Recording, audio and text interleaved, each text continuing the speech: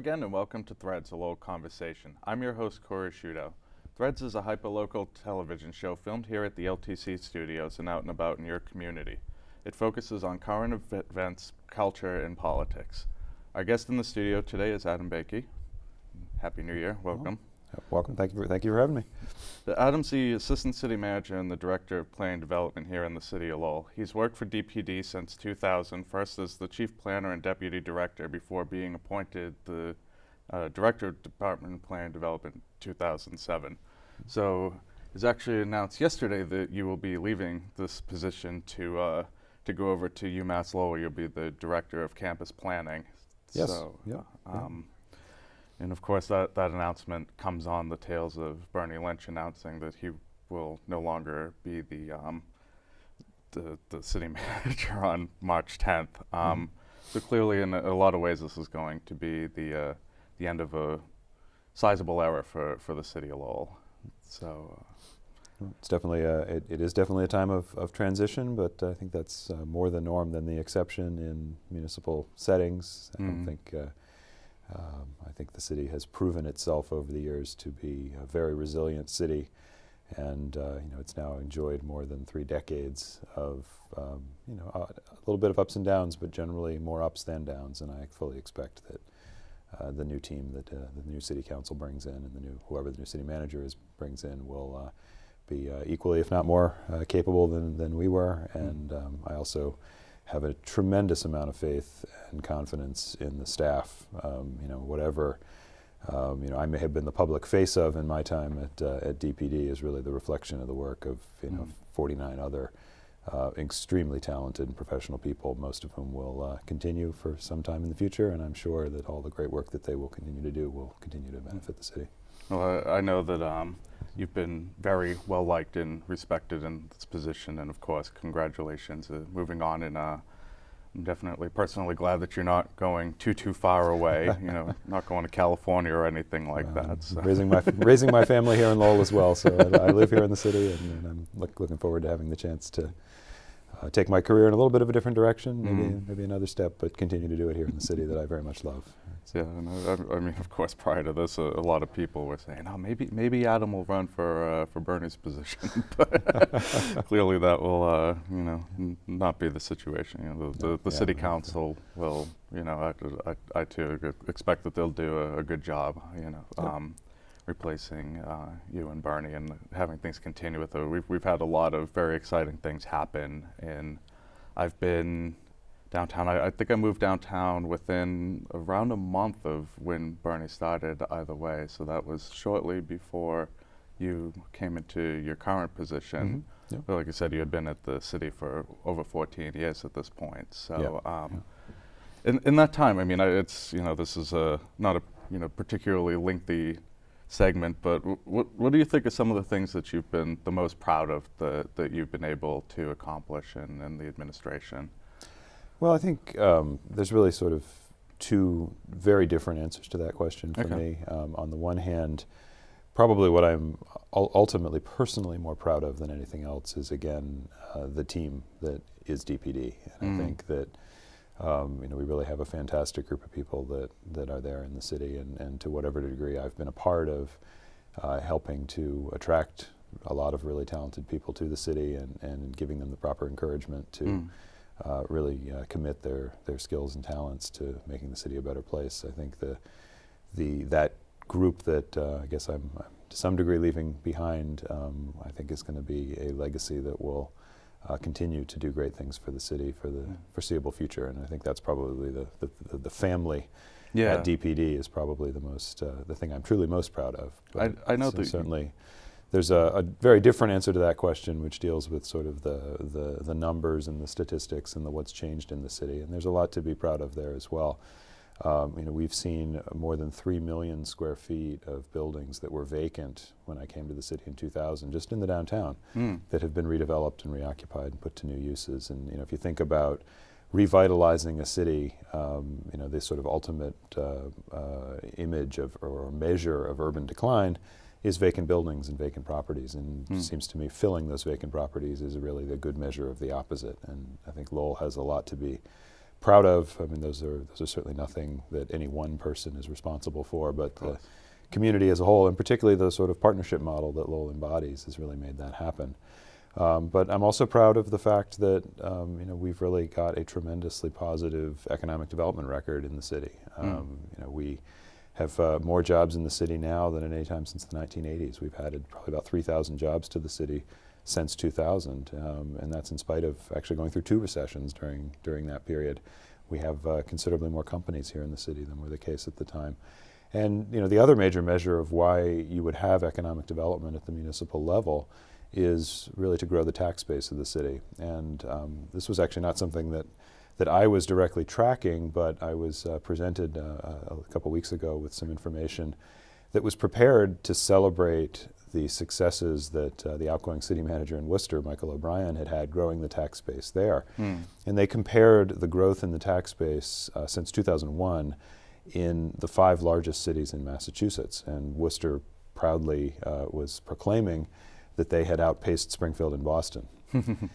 Interestingly, Cambridge outpaced them, but even more interesting, Lowell significantly outpaced all 4 of the other cities during that period. Outpaced We've Cambridge. averaged about 10% growth in our tax base. And that's not growth in the taxes or the tax revenues. Yes. That's the growth in the fundamental value of property in the city over that time, if you average it out over that time, by about 10% a year. And Cambridge is the second highest at 7% a year.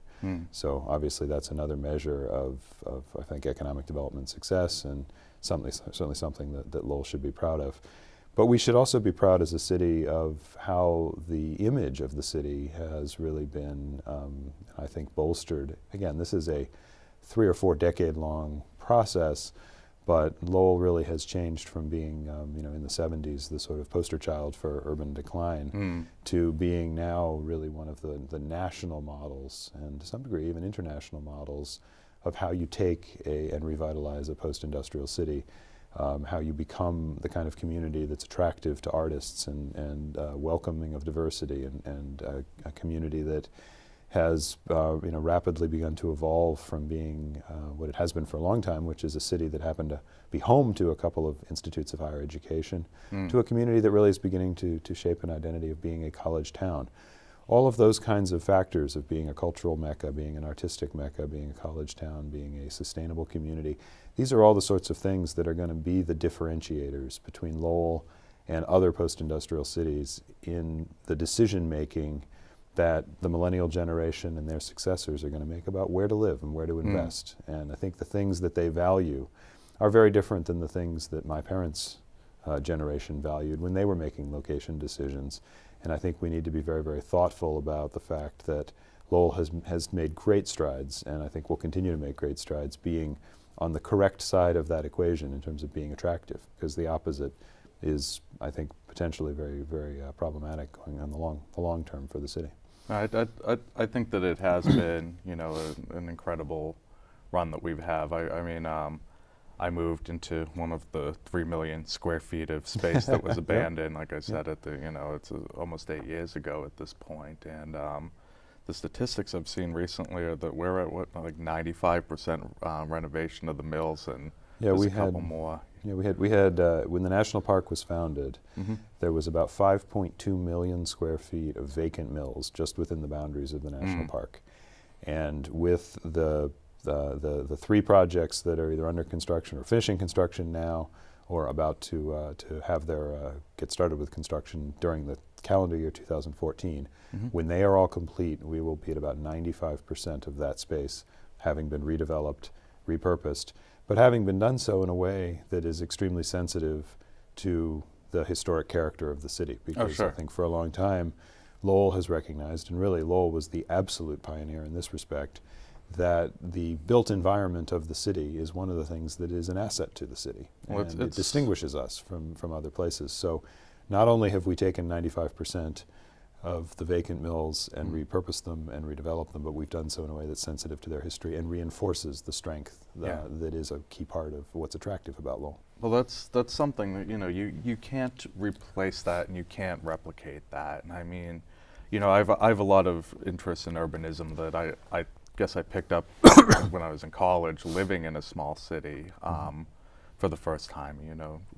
as like the first couple of years being not on a cul-de-sac somewhere, and just there really is something about a great built environment that in many of our surrounding communities are actually downright not allowed, and it's great that Lowell recognizes and preserves its Victorian neighborhoods, its downtown, and we have more traditional suburban neighborhoods on the outskirts of the city as well that are great for people that, like you said, my parents' generation was definitely very much looking for that style of living, and it remains there. And yeah, it's interesting that you mentioned the neighborhoods, because very often in these sorts of conversations, a lot of the focus is on the downtown. But I think another thing that I'm really proud of, that to have played a part in while I was here, was the complete rezoning of the city that took place in 2003 and 2004, following what was then the first master plan the city had had in 30 years. Okay.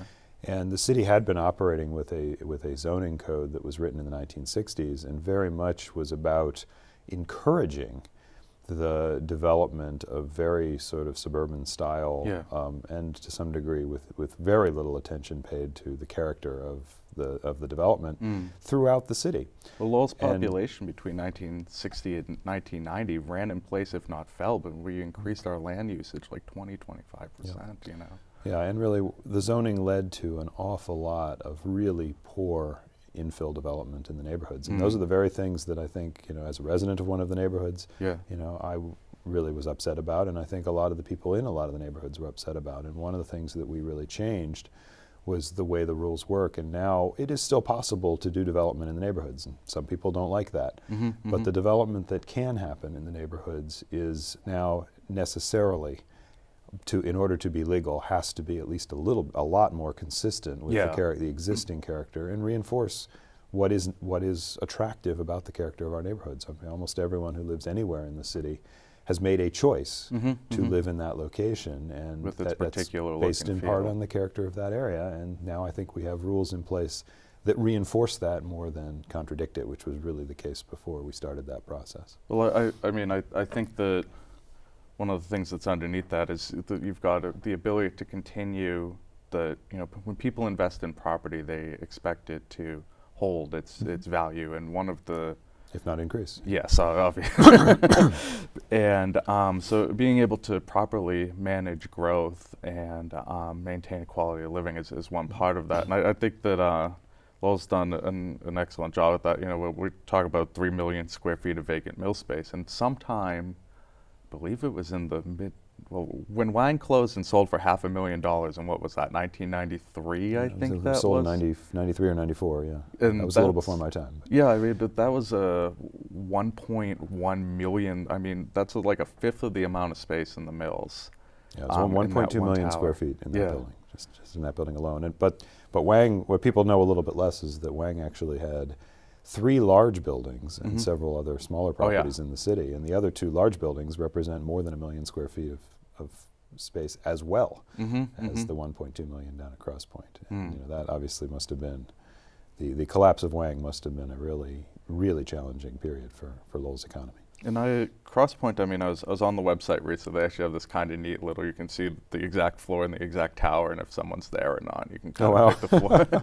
So it looks to me, I mean, I know that at one point that building was running like full occupancy, and I don't believe they're quite there right now, but it seems like it's still fairly high, which is obviously, Class A office space, which we don't have a huge amount of, to my understanding, within the city, especially not with that kind of highway access. But we have a limited number of Class A properties, but we've generally found that the Class A properties in Lowell, actually throughout the recession, we've tracked that they have generally had lower vacancy rates than the 495 region as a whole. And I think and interestingly, as you get closer to the center city, the vacancy rates have actually been lower. Really? That's been pretty consistent. The Wanalancet Mill is probably the largest Class A property close to the downtown, or some might say in the downtown. Yeah.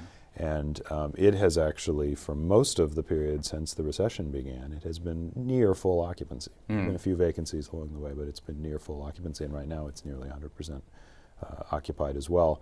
And that really is a testament, I think, to what we were talking about earlier, which is the attractiveness of being in an urban place, which makes a property like that disproportionately attractive relative to properties that may be in some industrial park with very little character at the end of a dead-end street off a highway ramp, and the only place you can go to lunch is the cafeteria, and rather than going to a ball game at the end of the day in the summer, you've got to go out to your car in the parking lot. Oh yeah, well, I mean, it's a very different experience. As I work in software when I'm not being on LTC,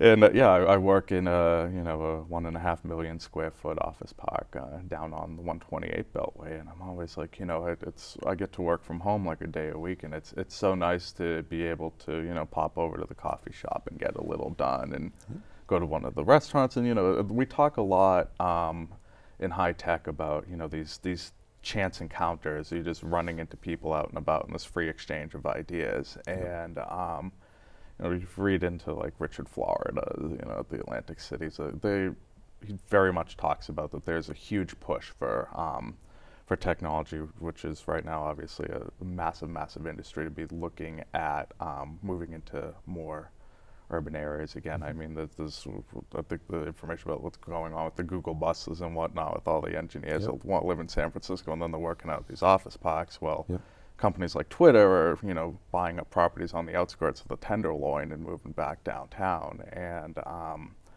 I've noticed that it's become actually extremely difficult in my field to find jobs on 495, or it's even getting a little harder on 128. More and more is coming into Cambridge and even downtown Boston and the waterfront district down there. And I know that we have a few high-tech companies that have been coming into Lowell as of late. And I mean, obviously on the far side of the city, it's definitely not an urban area. We just had the old Wang production plant on Pawtucket Boulevard get sold as well. So I think that we have a lot of demographic things working in our favor that we'll be able to use as with the space that we've been able to provide through good governance. Yep. Oh, I think that's absolutely true, and I think the very same trend that Lowell recognized ahead of many other communities, that there would be a resurgence or a new interest in urban living that led to the nearly 2,000 new housing units, almost all of which have been market rate, that have been built in the downtown and occupied in recent years. That was the precursor to another trend, and it was very intentionally in our minds the precursor to another trend, which is that the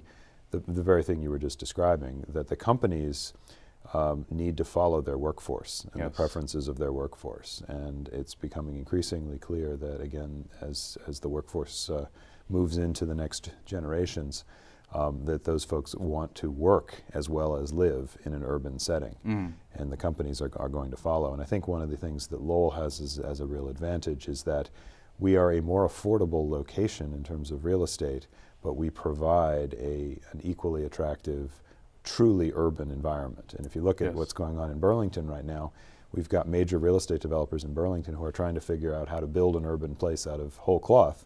When there's a perfectly real one right down the street. Well, at least that's what Lowell, I think, is going to. I think Lowell's economic development future and its ability to recruit and continue to attract companies is going to continue to be tied to the workforce that's here. And that, I think, also relates to the presence of the university. Graduating more and more talented students, many increasing numbers and exponentially increasing numbers of whom are finding Lowell as an attractive place to stay, even after school. And I think that ultimately relates again to the sort of the future of Lowell's economy. Well, the Lowell point is an interesting one to me, because like I said, I went to school out of state. I was in upstate New York, and I think you and my father have the same alma mater. But it was interesting because we didn't really spend too much time being concerned with the city we were in. I mean, it was a situation where honestly the tuition was double the median income in the city, and they're trying to figure out how do we get these kids to stay, and they're just going around and buying up huge chunks of the community, and that we had horrible town and gown relationships, it seemed. And so when I moved to Lowell and I graduated, that was kind of my impression of how things would end up being with UMass Lowell as well. I mean, you know, I have a family. I'm the first person in my family have gone to college and not have gone there. You know, but I've over the years definitely become a true believer in that university. A lot of my friends in the community that are not originally from this area. You know, the university is the reason why they've set down roots here. So you know, we a lot of older cities talk about, they worry about brain drain. You know, your best and brightest, and I mean, it's definitely being this close to Boston. I've always felt that our proximity to Boston is a blessing and a curse in so many ways, because it's right there and it's this big strong pull. But at the same time, we are still part of that same economy. But we definitely are getting a lot of people from the university who come to Lowell because you know, they fell in love with Lowell when they were going to that school. And the university itself has opened up a lot of, you know, obviously they did take the city's stake in the arena within, how many years ago was that?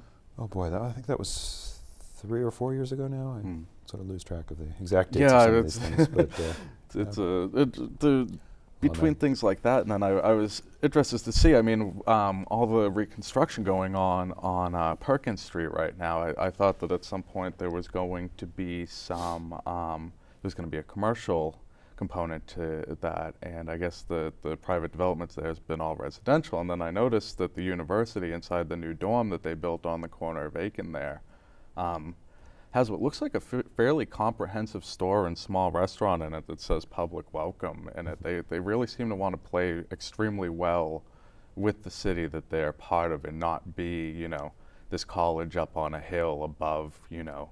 Yep. It doesn't seem like you're not going to see you little kids running around saying, you know, the townies. You know?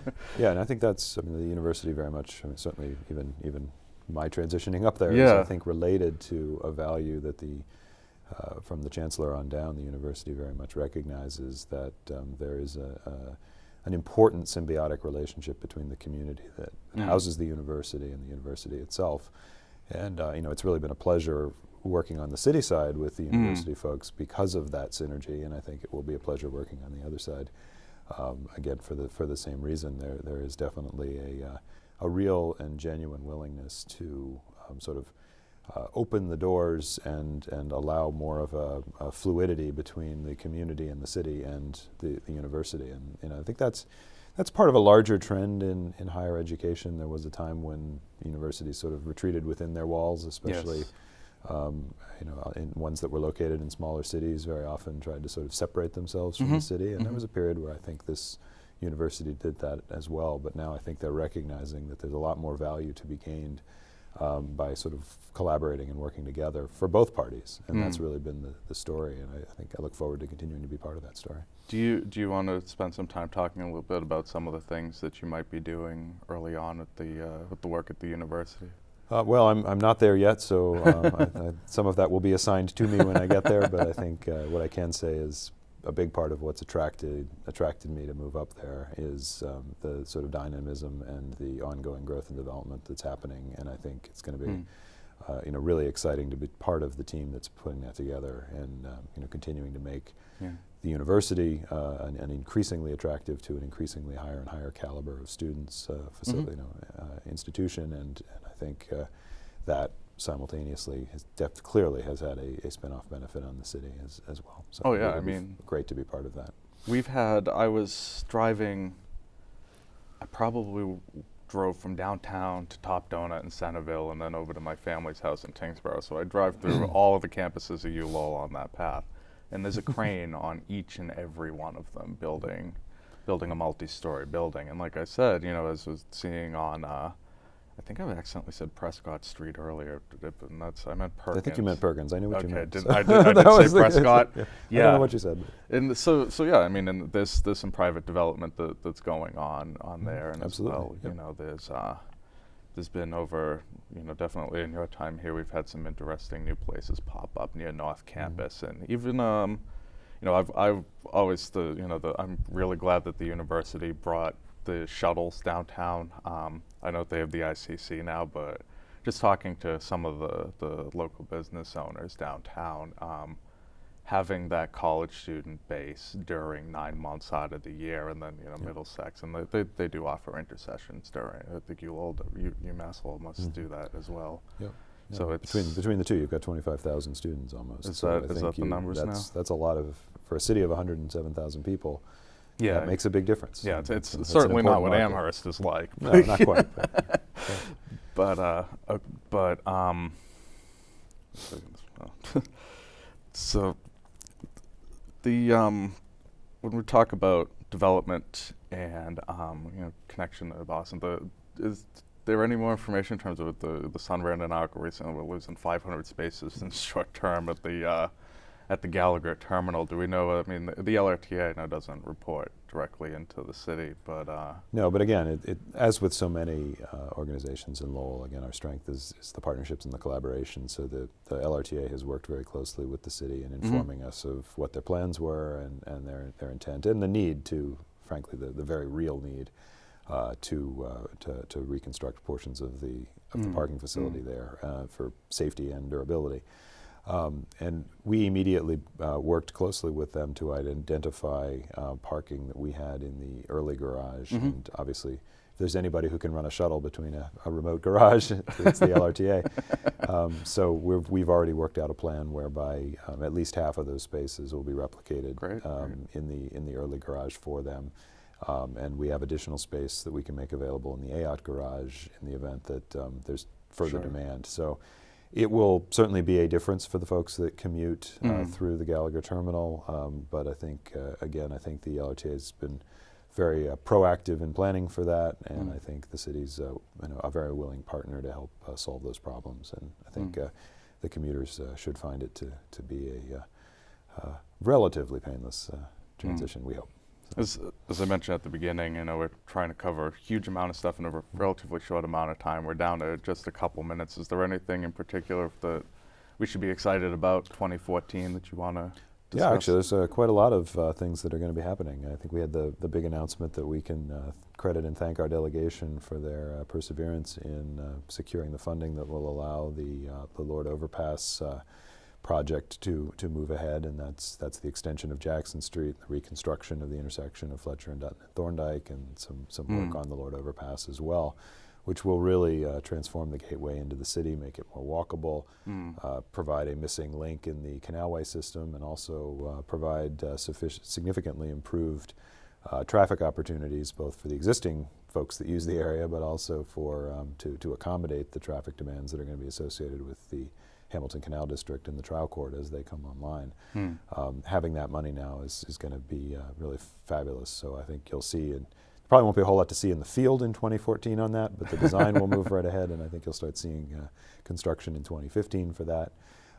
More immediately, in a somewhat similar vein, you will see in 2014 the restoration of two-way traffic patterns in the downtown, which I think has been proven in a number of cities to be while perhaps no one should argue that it's a panacea, it has consistently been proven to be a benefit to economic development and particularly to retailers, both from a wayfinding point of view and from a sort of driving business traffic to them point of view. Those are a couple of highlights that we'll be seeing, and I think there'll be a whole lot more park projects and other things that will continue in the city. I'm definitely excited, and again, thanks for your years of service in the community, and once again, Adam Baacke, Assistant Director of City of Lowell and Director of Planning and Development.